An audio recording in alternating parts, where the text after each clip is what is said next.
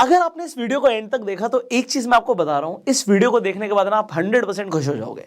Because जो strategies आज मैं बताऊंगा, चाहे आज आप बिगनर हो, मैं बिगनर्स के लिए 3 ऐसी स्ट्रैटेजी देने वाला हूं जो आप यूज कर सकते हो किसी भी बड़े इवेंट से पहले बड़ा पैसा बनाने के लिए, वो भी ऑप्शंस के अंदर। और सबसे बड़ी गुड न्यूज दूं, ये ऑप्शन बाइंग स्ट्रैटेजीज की बात करूंगा मैं, मतलब आप बहुत कम पैसे से भी अच्छा पैसा बना सकते हो। अब स्पेसिफिकली मैं आपको बता रहा हूं, ये इवेंट के आसपास अगर आप ट्रेड करोगे तभी ज्यादा पैसा बनेगा। मैं दोबारा रिपीट कर रहा हूं, कोई बड़ा इवेंट आने वाला होगा तभी बड़ा पैसा बनेगा। जो स्ट्रैटेजीज आज मैं आपको बताऊंगा, पहली बात तो मैं बिगनर्स के लिए 3 स्ट्रैटेजीज दूंगा, फिर अगर आप इंटरमीडिएट टू एडवांस लेवल पर भी हो तो भी मैं आपको 2 स्ट्रैटेजीज दूंगा।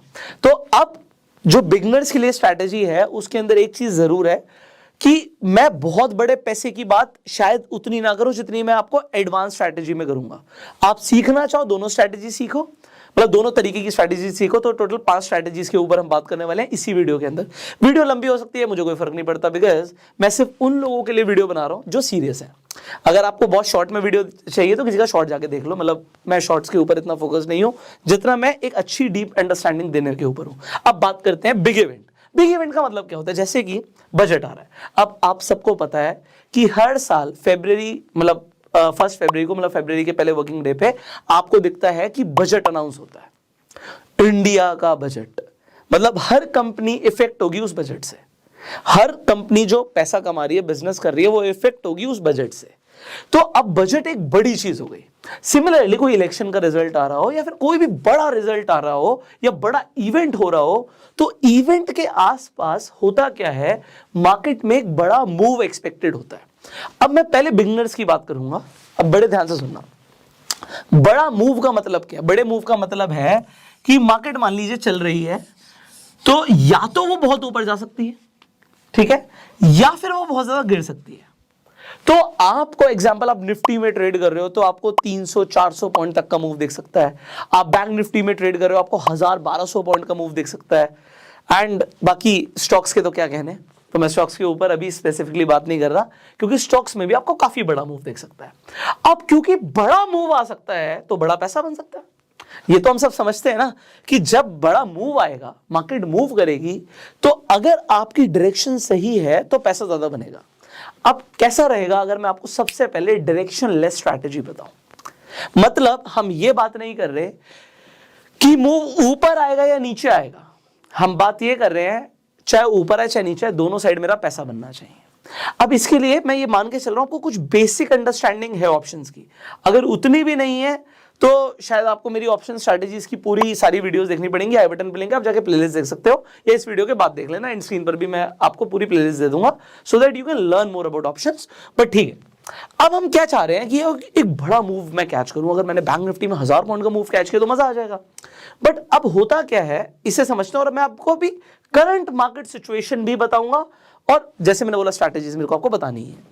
तो अब बिग इवेंट का मतलब क्या है कि कुछ मार्केट में होने वाला है। अच्छा, जब भी मार्केट में कुछ होने वाला होता है तो इसका मतलब क्या है, मार्केट में वॉलेटिलिटी बढ़ जाती है। ये जो मैं वॉलेटिलिटी लिख रहा हूं,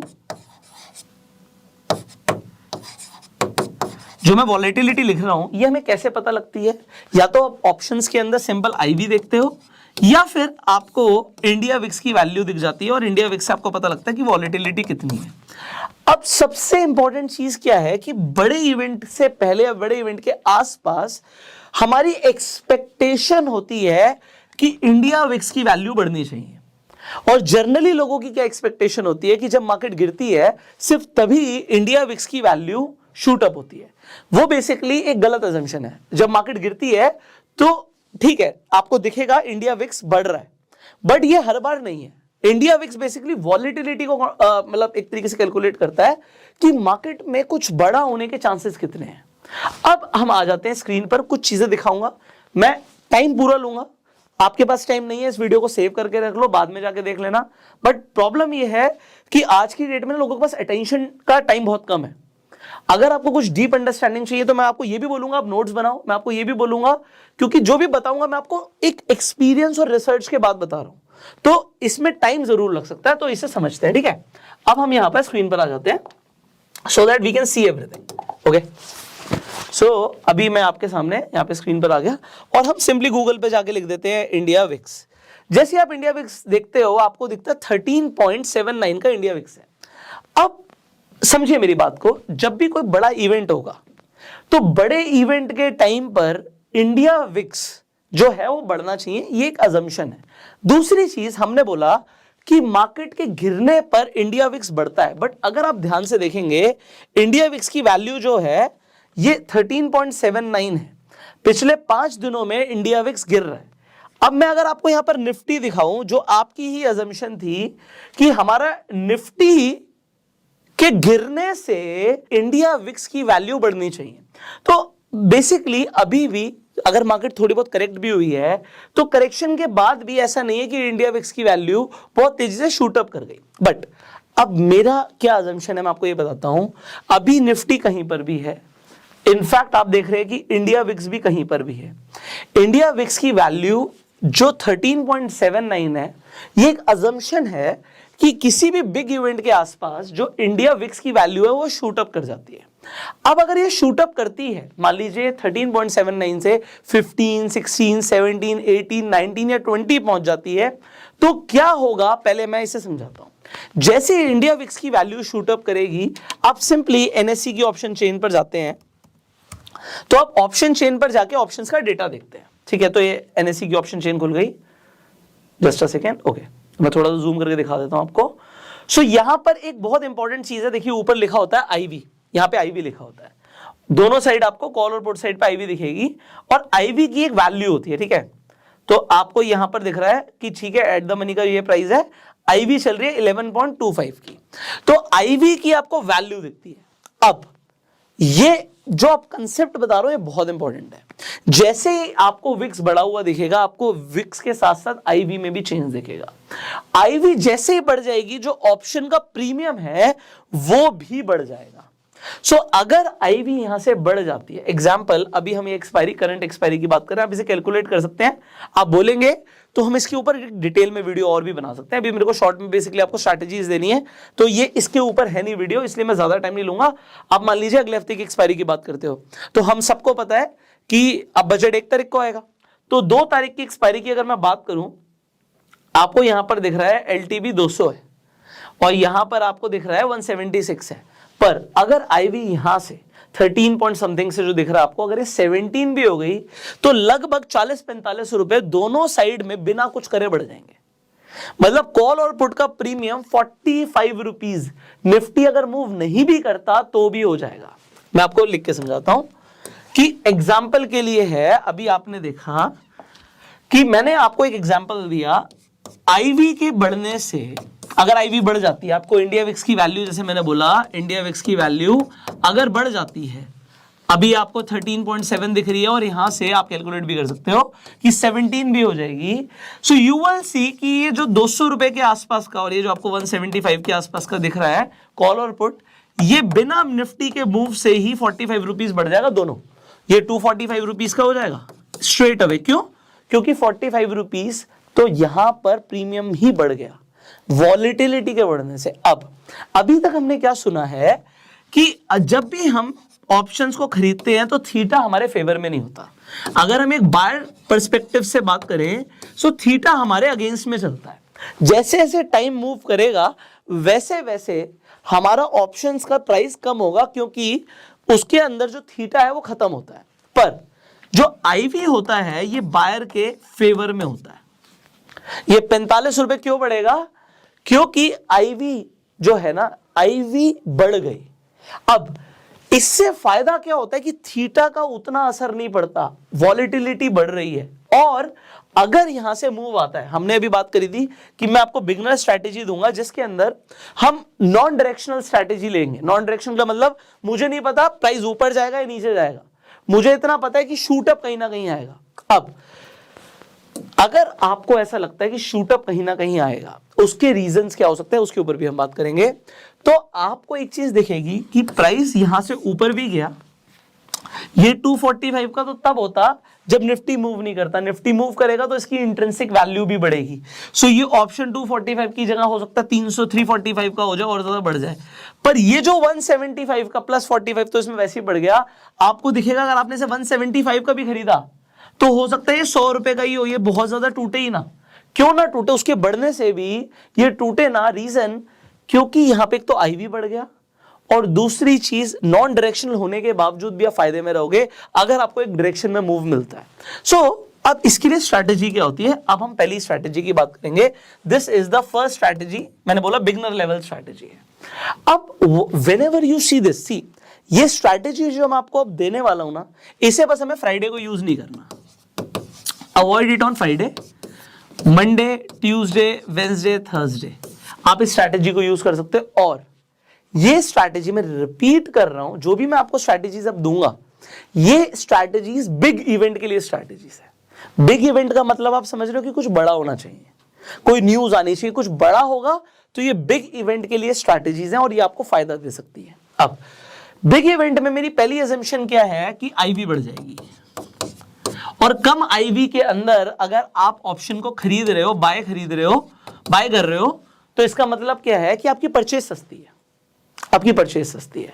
इसमें सेलर को नुकसान हो सकता है, अगर आईवी बढ़ जाती है तो सेलर के लिए नुकसान होता है वो, ठीक है, अगर कोई ऑप्शंस को सेल करता है तो कोई भी बड़े इवेंट से पहले मैं स्पेसिफिकली सजेस्ट नहीं करूंगा कि आप कोई भी ऑप्शन सेलिंग स्ट्रैटेजी को यूज करो, बाकी आपकी मर्जी है, ठीक है। सो मेरी सजेशन ये रहती है कि बिग इवेंट के टाइम पे सेलिंग करते हुए नुकसान हो सकता है, क्योंकि नुकसान तो अनलिमिटेड हो सकता है और फायदा भी अनलिमिटेड हो सकता है। तो अब इसे समझते हैं। अब वो हेज करके चल रहे हो तो एक अलग बात है, हेजिंग स्ट्रैटेजीज मैंने दी हुई है आपको, पर अभी हम स्पेसिफिकली बात कर रहे हैं एक फर्स्ट स्ट्रैटेजी। इसे फ्राइडे को हम यूज नहीं कर रहे, but Monday, Tuesday, Wednesday, Thursday में से यूज कर रहे हैं। अब हमें क्या चाहिए, आपकी निफ्टी या बैंक निफ्टी, आप जिसमें भी ट्रेड करते हो, अभी हमें इंडेक्स स्पेसिफिक है, अब स्टॉक्स के लिए भी यूज कर सकते हो, बट अभी बिगनर के लिए Nifty, bank Nifty, index strategy. So आप देखते हो निफ्टी और बैंक निफ्टी एक रेंज के अंदर है, एक रेंज के अंदर फंस गए। इंडेक्स एक रेंज के अंदर आपको दिखता है और रेंज को वो तोड़ नहीं रहा। एग्जाम्पल के लिए निफ्टी के लिए आज मैं ये वीडियो बना रहा हूं, आप 1 साल बाद देख रहे हो, 5 साल बाद देख रहे हो, कहीं पर भी हो, बट आप एक समझिए बात को। एग्जाम्पल के लिए वो रेंज है 17,900 और 18,100 एग्जाम्पल, ये 200 पॉइंट की रेंज के अंदर निफ्टी फंस गया है। Now what you see here is, क्योंकि big event is about to come, example कोई बिग इवेंट आने वाला है, तो बजट से पहले आपको हर साल, अगर आप इसे चेक करोगे, आप डेटा चेक कर सकते हो, एक रैली लोग बोलते हैं जिसे हम बोलते हैं प्री बजट रैली, और पोस्ट बजट भी होता है, मतलब बजट वाले दिन कुछ बड़ा मूव आ गया, नीचे गिर गई, उसके बाद दोबारा से एक पोस्ट बजट रैली आ गई।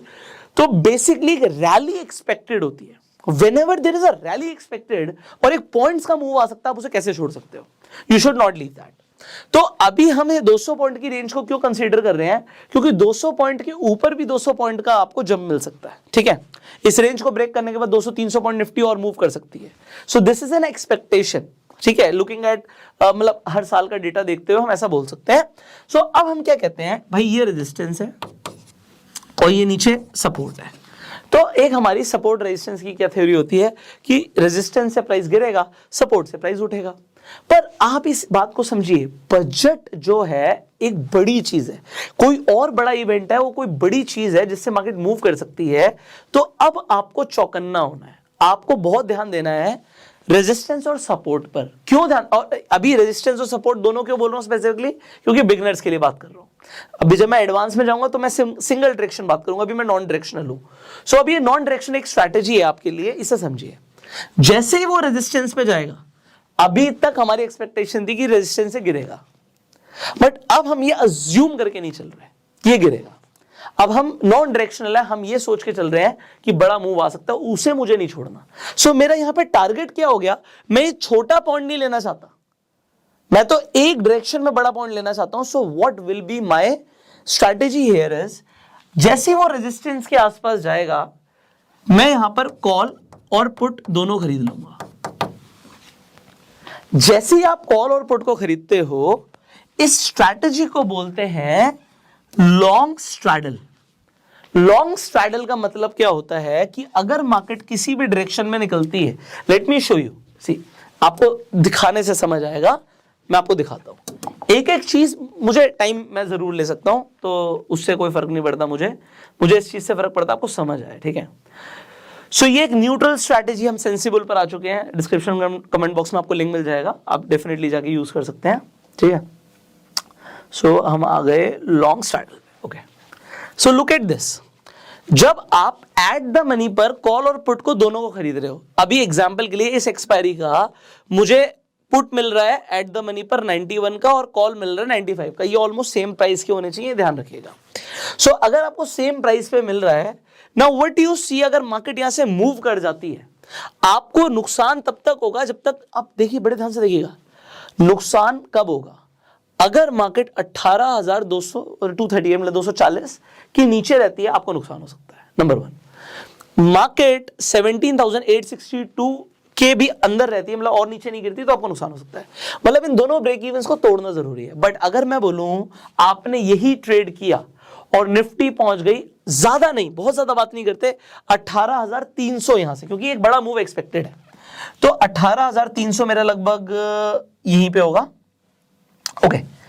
तो इस स्ट्रैटेजी को बनाने के लिए सिर्फ और सिर्फ अगर हम यहां पर एक एक लॉट में भी ट्रेड कर रहे हैं, तो मेरे सिर्फ 9,400 रुपए के आसपास लग रहे हैं, और अगर मार्केट मूव कर जाती है तो almost I make 50%। Look at this, expiry वाले दिन पर भी अगर एक दिन में मूव हो जाएगा तो भी लिखा हुआ है, तो भी 4,000 रुपए के आसपास बन रहा है, 4,000 से ज्यादा। सो यू सी, अगर आपको यहां से एक मूव मिलता है, अगर वो मूव 400 पे चला गया, ठीक है, so you make almost your, जो आपने कैपिटल लगाई उतना पैसा आ गया, ये बड़ा मूव है। अब इसका लॉजिक क्या है? इसका लॉजिक ये है, मार्केट जितना बड़ा कंसोलिडेशन लेगा, ये जितना बड़ा कंसोलिडेशन ले रहा है ना, ये सपोर्ट रेजिस्टेंस के बीच में जितना गैप है ना, कम से कम आपका इतना बड़ा मूव ऊपर एक्सपेक्टेड है, और वो जितने टाइम ले रहा है, आप सोचो एक स्प्रिंग है, स्प्रिंग को हम दबाए जा रहे हैं, उसे दबा दिया, काफी दबा दिया आपने एक स्प्रिंग को। अब अगर वो स्प्रिंग उछलेगा तो वो बड़ा जंप करेगा। मार्केट जब एक कंसोलिडेशन फेज में जाता है, तो कंसोलिडेशन के बाद एक मूव आना एक्सपेक्टेड होता है। मैं नहीं कह रहा वो ऊपर की तरफ आएगा अभी आपके लिए, मैं कह रहा हूं वो नीचे की तरफ भी आ सकता है, तो मुझे क्या फर्क पड़ता है, जो मेरी स्ट्रैटेजी है वो नॉन डायरेक्शनल है। तो अगर मार्केट गिर भी जाती है, इसी जगह से मैं एग्जांपल ले रहा हूं, मार्केट अगर 17,800 पर आ जाती है, 700 पर आ जाती है, I will still be in profits, मुझे तब भी प्रॉफिट होगा, बट मुझे एक बड़ा मूव एक्सपेक्टेड होना चाहिए। बट ये स्ट्रैटेजी मैंने आपको क्या बोली, ये स्ट्रैटेजी आपको तब यूज करनी है जब कोई बड़ा इवेंट आ रहा हो। जैसे कि आपको मैंने बोला कि इस टाइम पे आपके सामने बजट है, अब आप इस वीडियो को हो सकता है बाद में भी देख रहे हो, तो कोई भी बड़ा इवेंट आ रहा होगा तब। अब आपका सिर्फ यही फायदा नहीं होगा, दूसरा फायदा मैंने आपको पहले ही बता दिया, आईवी भी तो बढ़ जाएगी भाई, तो बिना कुछ किए भी आपका प्रॉफिट ज्यादा ही होगा। इंडिया विक्स मेरे हिसाब से अभी अपने डाउन साइड पे ही है, इवेंट से पहले उसने बढ़ना है, एक्सपेक्टेशन है, तो अगर वॉलेटिलिटी बढ़ेगी, प्रीमियम वैसे भी शूट अप करेंगे और डायरेक्शन का भी फायदा मिलेगा। अब आप कहते हो ये स्ट्रैटेजी के अंदर क्या कोई स्टॉप लॉस है? The answer is yes. तो अब जब हम स्ट्रैडल करते हैं तो हम एक साइड के प्रीमियम को बिल्कुल छोड़ देते हैं। अगर मार्केट कॉल की तरफ जाती है तो मैं भी पुट लेकर बैठा रहता हूं कि भैया पुट तो मैंने लिया ही हुआ है, उसे मैं जीरो होने दूंगा, बट आपने ऐसा नहीं करना। जैसे ही आपको दिखता है, मान लीजिए आपने अभी एग्जांपल था कि 100 रुपए का आपने ये खरीदा, 100 रुपए का ये खरीदा, मैं एग्जांपल दे रहा हूं, 100 रुपए का कॉल खरीदा, 100 रुपए का पुट खरीदा। जैसे ही आप देखो कि मान लीजिए पुट जो है वो अपना 40% रह गया, 40% रह गया, मतलब 40 रुपए का रह गया, 60% डिके हो गया, 50% डिके हो गया, सो 50 से 60% डिके, मैं डिके की बात कर देता हूं। जैसे ही वो आपको आधा दिखे, मतलब आपने 100 रुपए का खरीदा था, वो अब आपको 50 का दिख रहा है, तो डेफिनेटली दूसरी साइड आपको फायदा हुआ होगा। ये कम कब होगा? ये कम तब होगा जब दूसरी साइड मूव आएगा। तो कॉल की साइड में प्रॉफिट हो रहा होगा और पुट की साइड में लॉस हो रहा होगा, तो आपने 50 से 60% डिके के जैसे ही आपने देखा 50% प्लस पे, मतलब 50% तक रुको, क्योंकि वो वहां से होता क्या, कभी कभी मार्केट में क्या होता है, आपको ब्रेकआउट दिखता है बट ब्रेकआउट से नीचे आ जाता है। ब्रेकआउट स्टॉक्स में बहुत अच्छा काम करता है, बट आप अगर यहां पर बात करोगे इंडेक्स की, तो इंडेक्स में हम कभी कभी क्या देखते हैं कि फॉल्स ब्रेकआउट्स भी होते हैं। बट जब मैंने बोला बजट है या कोई बड़ा इवेंट है, तो बड़े इवेंट पे आपको बड़ा मूव आना एक्सपेक्टेड होता है, दिस इज एन एक्सपेक्टेशन की बड़ा मूव आएगा। फिर भी हम 50% का ही लॉस ले रहे हैं, 50% प्लस का मेरा लॉस हो गया, मैंने पुट साइड की पोजीशन को काट देना है and I will hold the call position. अब इससे मुझे क्या पता लगता है, इससे मुझे ये पता लगता है कि यहां से मार्केट ट्रेंडिंग हो गई है, मार्केट ने ट्रेंड बनाया है, इसलिए तो मेरा कॉल ऑप्शन बढ़ा, इसीलिए तो मेरा पुट ऑप्शन में नुकसान हुआ, क्योंकि मार्केट ने ट्रेंड बनाया है। सो अगर आप यहां पे 50-60% दे रहे हो ना, नॉट टू वरी, क्योंकि यहां पे सब रिकवरी आ जाएगी, ये लॉस भी रिकवर हो जाएगा और वहां पर प्रॉफिट भी आपको ज्यादा दिखेगा। So this is a strategy number 1। अब आप कहोगे तो ये भी एक ही स्ट्रैटेजी है। दूसरी स्ट्रैटेजी हम सीखेंगे अगली वीडियो में। अभी मैंने बोला टोटल मैं 5 स्ट्रैटेजीज दूंगा, सो आपको बने रहना पड़ेगा। मतलब अभी मेरे पास भी कोई चॉइस नहीं है, बिकॉज इतनी बड़ी वीडियोस हो जाती हैं तो कई सारे लोग देखते नहीं है, तो इसका एक दूसरा पार्ट हम बहुत जल्दी लेकर आएंगे। उसके लिए आपको क्या करना है, इस चैनल को सब्सक्राइब करना है, बेल आइकन पर क्लिक करना है, जिससे आप आने वाली वीडियो मिस ना करो।